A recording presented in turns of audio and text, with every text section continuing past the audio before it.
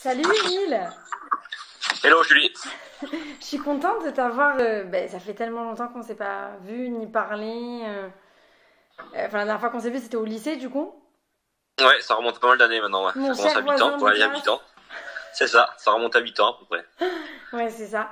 Mais du coup, je suis hyper contente qu'on puisse faire. En fait, à la base, tu sais, c'est un thé avec Juju, mais donc là, du coup, c'est à distance. Donc, je sais pas, ça va être un thé avec Juju de loin, quoi. C'est Mais, ça. mais en fait, je trouve que. Enfin, tu vas pouvoir m'expliquer ton projet. Tu as créé ta boîte depuis qu'on est sorti du lycée. Et je trouve que c'est quand même en rapport avec l'actualité. Donc je trouvais ça super de pouvoir t'avoir en invité, quoi. Et voilà. Est-ce que du coup, tu peux un peu te présenter pour que les gens sachent quel âge t'as, ce que tu fais, et surtout ce que tu as créé, enfin, de quoi parle ton projet, quoi. Alors moi je m'appelle Émile, donc j'ai donc 25 ans. J'ai fait d'abord une école hôtelière en Suisse, puis après je me suis un peu spécialisé dans le médico-social. J'ai fait un master à Kedge ensuite pour avoir donc le degré le plus haut de direction, pour prendre un établissement du coup à direction d'établissement type maison de retraite ou hôpital.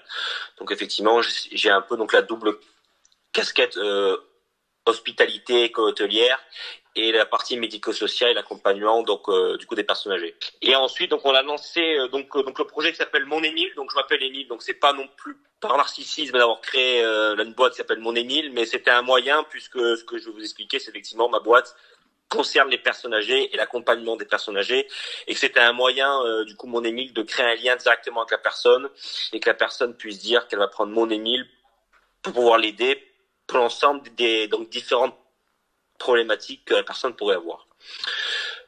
Pour revenir donc du coup à Mon Émile, effectivement, d'abord ça part, on va dire d'un constat simple, c'est qu'en France, effectivement, on se rend compte qu'on a plus d'1 million de personnes de plus de 65 ans qui sont en situation d'isolement et que les 65-75 ans se suicident 3 fois plus que les 15-24 ans. J'aurais pu imaginer l'inverse, ou beaucoup de gens vont probablement imaginer l'inverse. Donc ce qui est énorme, effectivement, et qui montre un vrai problème, effectivement, à l'heure actuelle, de ce monde-là après le boulot, la retraite, qui est les gens sont complètement perdus et désemparés de qu'est-ce qu'on va faire pendant ce temps-là, quoi. Donc effectivement, il y a un vrai problème. Là aussi, où notre rôle de Mon Émile, c'est de faire aussi le rôle un peu donc on va dire le médiateur entre vous, les familles et aussi et la famille, parce que demain je te mets un défi de dire ouais regarde mamie, j'ai trouvé un super service Mon Émile qui va t'aider. Elle va dire ma cocotte va jouer un peu sur l'autoroute. Donc ouais, mais c'est ça le truc, c'est qu'effectivement complètement, hein, mais je suis d'accord avec toi. Et surtout et qu'ils veulent pas, ils se vexent quand on veut les aider et tout. Voilà, et du coup elle va te dire mais moi je dis excuse-moi mais j'ai aucun problème. Ce qui est sans doute faux, mais sauf que moi je vais pas lui dire Mon Émile excuse-moi mais vous avez un problème madame, c'est impossible de dire ça. Donc les gens en fait se rendent pas compte qu'ils ont des problématiques en fait, qui sont pas grosses hein, certes, mais qui vont devenir de plus en plus importantes et qu'au moment donné. En gros, tu vois, moi, par exemple, ma grand-mère, elle vit seule. Elle est autonome, hein, elle conduit, elle fait ses courses, elle fait sa vie, quoi. Mais typiquement, elle est seule, tu vois. Ouais. Sur quoi elle pourrait faire appel à Mon Émile, même si je vais mettre le site et tout en barre en bas. J'ai regardé un petit peu, je sais que c'est par exemple pour l'aide au digital, quand des fois on est seul, on est un peu perdu sur le côté numérique. Il y a aussi le fait de sociabiliser avec des gens. Mais concrètement, voilà, quels sont les exemples pour lesquels on se dit tiens, Mon Émile va me faciliter la vie? Parce que femmes de ménage, il y en a plein des associations pour trouver des femmes de ménage et tout ça. Oui, effectivement, moi, en fait, moi, c'est une coordination, on va dire, complète par rapport à du coup, leur problématique. Mais en général, les gens qui prennent et qui font appel à nous sont des gens qui ont des problématiques. Alors effectivement, si ta grand-mère, elle est très, très indépendante et qu'elle n'a pas besoin de nous, elle va jamais faire appel à nous parce qu'elle va se dire quel intérêt je prends un service comme ça qui va me trouver effectivement. Dans tout, tu vois. Typiquement, je crois qu'elle sait pas imprimer un truc. Enfin, peut-être que tu vois. En fait, véritablement, nous, les gens, ils se rendent compte. Nous, notre cible de clients, ce sont les gens qui sont en amont de la perte d'autonomie, donc les gens qui n'ont pas de problème grave, on va dire, de santé. Mais on se rend compte par rapport à des chiffres et depuis 1 an, c'est que les gens qui nous contactent, ce soit soit des veufs, ce sont des gens seuls en fait, qui se rendent compte que dès que l'un malheureusement part, ils ont un problème d'insécurité qui se crée. L'un faisait une chose et l'autre faisait l'autre. Du coup, ils n'arrivent pas à combler ce nœud. Typiquement, le monsieur qui perd sa femme, il sait pas faire la cuisine. Maintenant, à l'heure actuelle, la génération qui est à l'heure actuelle, même encore maintenant, c'est un peu ça. Franchement, non, je rigole. C'est un peu ça à l'heure actuelle, effectivement. Bien sûr. Non, mais très bien que si malheureusement la dame, du coup le mari part, effectivement, en termes de déplacement vers la salle de proximité, en général, c'est le mari qui prend la voiture. Donc c'est le genre de problème qui arrive. Ouais, c'est vrai. Et c'est vrai que du coup, là, dans ces moments-là, les gens prennent contact avec nous. On a un exemple très simple, c'est que si les gens, on part un exemple de ça, si les gens, effectivement, ils ont un problème, ils sentent que voilà, ils ont du mal à se déplacer. Alors certes, ils sont encore autonomes, mais ils commencent à avoir du mal à marcher un petit peu, etc. Et qu'ils se rendent compte qu'il faut réaménager l'appartement. Parce qu'effectivement, on sait que nos appartements respectifs ou nos maisons respectives ne sont pas adaptés à des gens en mobilité réduite, ou les escaliers, les douches, les salles de bain, etc. Et nous, notre but, c'est voilà, en disant ça, on va prévoir ça en disant, nous, si vous aménagez votre appartement, votre maison, ça va vous permettre de rester le plus longtemps possible à domicile et le plus longtemps en bonne santé. Parce que si vous êtes dans une maison, mais que vous pouvez, dans 5 ans, vous avez du mal à marcher, vous ne pourrez plus rester dans cette maison et du coup, vous allez devoir maison de retraite. Et c'est là où les problèmes arrivent. Par contre, c'est quand même globalement des gens seuls qui font appel à toi. Mais vous êtes combien à travailler pour Mont-Émile pour justement aller... Alors là, actuellement, on est presque 40. Et c'est toi qui as fondé la boîte?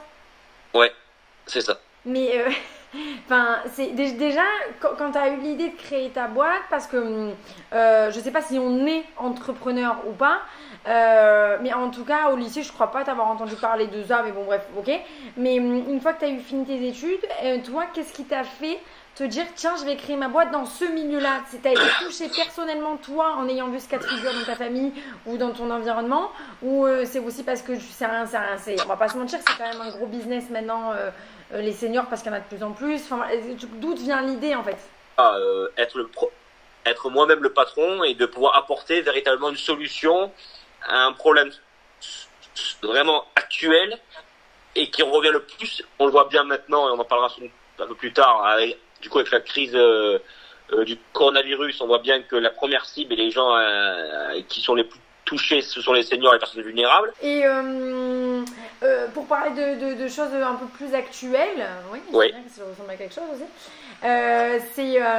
Donc typiquement, donc en ce moment avec ce qui se passe, là normalement on est censé tous pas sortir de chez nous entre guillemets, bon il y en a qui restent plus ou moins, enfin bref. Passons, on n'est pas là pour juger. Mais tu vois, pour expliquer aux gens, tu m'as dit tout à l'heure qu'avant l'interview, tu avais quelque chose à faire. Tu avais une mission. Et moi, j'ai vu sur LinkedIn et sur Facebook, je crois, que vous meniez des actions bénévoles pour aller aider les seniors. Donc là, moi, il faut m'expliquer avec les lois du gouvernement comment tu gères ça et quels sont les besoins et comment on peut les approcher. Enfin, comment on va? Alors, moi, je voulais pas y rester inactif, même si effectivement, donc les nombreuses lois et décrets qui sont sortis font qu'on est restreint à un certain nombre de choses à faire. Mais on a le droit effectivement d'aider les personnes vulnérables. Il y a une case dans le fameux papier qu'on doit signer. Ouais. C'est du coup donc l'assistance aux personnes donc vulnérables. Et effectivement, il me vient une idée de rendre mon activité à l'heure actuelle que je fais de manière bénévole. Mais effectivement, moi, les 40 personnes que j'ai à ma disposition, qui sont partout en France, c'est pas suffisant par rapport à l'heure actuelle, à la demande que je peux avoir en termes de gens qui m'appellent partout en France pour pouvoir les aider en termes de courses, en termes de pouvoir installer Skype à domicile pour pouvoir justement être connecté avec donc sa famille, de pouvoir aller récupérer les médicaments. Donc en fait, il m'est une idée de pouvoir du coup regrouper des gens bénévoles qui sont pas membres de ma structure, donc c'est pas des conseillers Mont-Émile, ce que j'appelle les conseillers Mont-Émile, ce sont des gens donc bénévoles venant essentiellement du milieu médico-social ou soignants infirmiers et qui sur leur temps de repos, donc c'est ça qui est quand même admirable. Ces gens sont héroïques. Ah ouais, non mais c'est incroyable. Sur leur temps de repos vont donc m'aider à pouvoir aider les gens qui sont pas des clients de Mont-Émile, qui sont des gens, imaginons ta grand-mère demain qui a besoin parce qu'elle a peur de sortir et il faut pas qu'elle sorte parce que voilà, de faire ses courses. Et nous, du coup, je mets à disposition donc des bénévoles de manière bénévole. Les gens, le système, c'est que le bénévole va chez ta grand-mère, elle récupère la liste, elle reste, du coup, le bénévole reste devant la porte, il n'y a aucun contact. La personne va faire les courses, ramène les courses et ta grand-mère rembourse. Ça, c'est pour les courses, c'est extrêmement simple. Si c'est plus installer Skype, moi, j'envoie plus du personnel infirmier ou médico-social puisqu'effectivement, j'ai plus confiance sur le respect des normes sanitaires qui peuvent être mises en place. Et là, effectivement, genre moi, si je veux t'aider, je peux pas le faire vu que je suis pas dans le médico.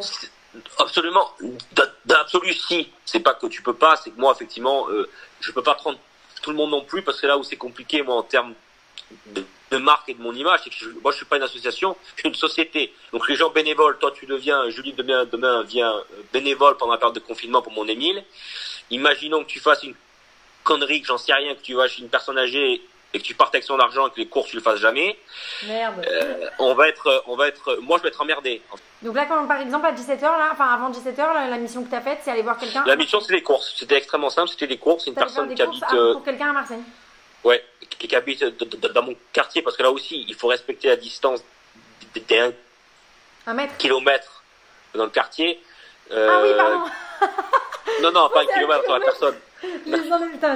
Non, pour pouvoir se déplacer, normalement, c'est ça qui nous impose. Alors après, pour être personne vulnérable, je pense qu'on sera pas très embêté si on va un peu plus loin.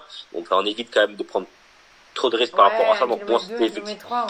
C'est une personne, c'était un couple qui habite près de mon quartier et qui ont 82 ans et 83 ans, qui sont des personnes âgées mais qui sont encore autonomes. Ils n'ont pas d'enfants pour leur faire les courses et tout. Et les parents sont en Suisse, donc c'est les parents de Suisse qui m'ont appelé et qui m'ont mis en relation avec leurs parents. Et mes parents, donc évidemment, donc les enfants étaient inquiets. Et du coup, on a réalisé les courses. J'ai réalisé les courses. Sur ton samedi familial ou je sais pas avec qui tu vis et tu pars faire ça. Mais, je peux que être. Ah ben là, j'ai pas de jour de repos. Hein. Clairement, moi. Non, mais en même temps, on s'ennuie pas du coup quand on travaille. Moi aussi, je travaille. Ça ouais, c'est ça. Ah non, là, je m'arrête pas. C'est que là, hier soir, j'ai eu encore des appels. Alors c'est que les gens un peu abusent malheureusement, mais j'ai eu des appels jusqu'à à peu près. Jusqu'à 22h30, 23h à peu près. C'est la période. Et je réponds normalement, pour être très sincère, normalement je pourrais ne pas y répondre. Mais du contexte actuel fait que j'y réponds. Y a pas de raison. Après c'est toi et ta conscience. Voilà, aussi. c'est moi après, c'est aussi ma conscience qui fait que je réponds. Mais après les gens un peu abusent. Alors pas en termes d'appel, mais c'est les gens hier pour un peu rigoler, les gens, il y a une dame dans un quartier à Marseille qui m'a appelé et qui avait besoin uniquement de blettes. Elle m'a appelé, elle m'a dit, il me manque des blettes. Là, je vais pas. Enfin, je vois pas moi, mais j'en vois pas un bénévole. Sûr, pour les blettes. Enfin, les gens, ils m'appellent parce qu'il manque des blettes. Ou la semaine dernière, il y a une dame, il manquait 1 litre de lait pour faire un carton de courgettes. Bon, les gens, ils pensent que je suis véritablement là une conciergerie, mais gratuite. Alors super, on va appeler pour l'acheter. Tu arrives à garder ton sang-froid. Il n'y a pas des fois où tu t'énerves, non? Non, je m'énerve pas, mais après les gens ils comprennent que après ils se rendent compte qu'effectivement c'est pas possible. Enfin, je peux pas. Si je pouvais, je le ferais, bien sûr. Oui, mais c'est bon quoi. Je suis pas un messie, je suis pas un dieu. J'ai des gens à disposition, mais qui font ça sur leur temps de repos, ils sont bénévoles, ils prennent leurs frais de déplacement du coup à leur compte, les courses ils avancent les courses en général, les frais sont remboursés. Donc tout ça fait que j'ai pas envoyé un bénévole acheter des blettes. Et pour clôturer l'interview, j'avais une question qui est un peu bateau, mais je pense qu'elle est intéressante. C'est qu'est-ce que tu dirais à un jeune qui serait au lycée en terminale, voilà, comme on était ensemble, qui a envie d'entreprendre? C'est quoi un peu les clés? C'est quoi certaines valeurs, une rigueur, je sais pas. Qu'est-ce que tu dirais à quelqu'un qui a envie d'entreprendre et qui hésite, quoi? Si vraiment les jeunes à l'heure actuelle ont une idée en tête et qui veulent la faire, je pense qu'il faut y aller maintenant et c'est pas à 35 ans, 40 ans. Ah oui, on peut entreprendre à 40 ans, c'est pas l'âge qui fait mais que, on va dire, profitons. Et moi, j'ai profité le fait que j'ai pas encore d'enfants, ni je sois marié, ni encore des crédits encore à payer, etc., de pouvoir entreprendre maintenant. Voilà. Toi qui me connais, au lycée, tu aurais jamais imaginé que je me montre autant que je me montre à l'heure actuelle. Mais c'est là, voilà. Donc, j'apprends énormément de choses. On apprend énormément de choses et c'est ce côté entrepreneur qui nous sort aussi un peu des écoles qu'on peut faire sur les facultés, les écoles de commerce ou autres. On est véritablement sur le terrain et on apprend tout. Et si tu veux, à une échelle tellement exponentielle que même si ça marche pas et que l'entreprise a duré 1 an mais que ça n'a pas marché, de toute façon plus on sortira grandi et qu'on sortira probablement avec des postes un peu plus hauts en termes d'échelon que si on avait directement sorti d'école. Parce qu'on prend un profil, je suis sûr, en termes, un profil d'un jeune qui sort d'une école de commerce X ou Y, à profil égal, l'entrepreneur qui sort de la même école, il sortira plus haut. parce qu'effectivement, il a une vision et une idée et aussi une expérience qu'il pourra jamais avoir en trouvant un boulot où il sera, voilà. Ça c'est sûr, ouais, tu me donnes envie. Donc profitez d'être confiné pour entreprendre. C'est ça, pour trouver une idée. Complètement. Bon, mais en tout cas, c'était un vrai plaisir de t'avoir. Merci, Julie. Merci. Et puis à bientôt alors. Si en juin on est encore confiné, de toute façon on fera l'interview 2. L'interview 2, je sais pas comment j'aurais évolué, peut-être que. On fera tous les deux 100 kilos de plus. C'est ça, oui, aussi ça, oui, c'est ça. Tu me diras comment ça s'est passé. Non, mais en fait, ce serait intéressant de faire de l'après-confinement grave. Ok. Ouais. Super, avec plaisir. Merci beaucoup. Et salut, à bientôt. Passer un bon samedi soir. Hein. Ouais, allez, salut Julie. Ciao, à bientôt. Bye bye.